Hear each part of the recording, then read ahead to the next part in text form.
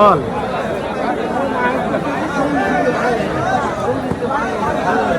ভাই গরু কিনতে আসছিলাম, অনেক গরম ভাই, দেখেন হাটের কি অবস্থা, অনেক গরম, আর গরুর দামও অনেক গরম। গরুর দাম বাজারে যেরকম গরম, ওয়েদার গরম, গরুর দামও এরকম গরম।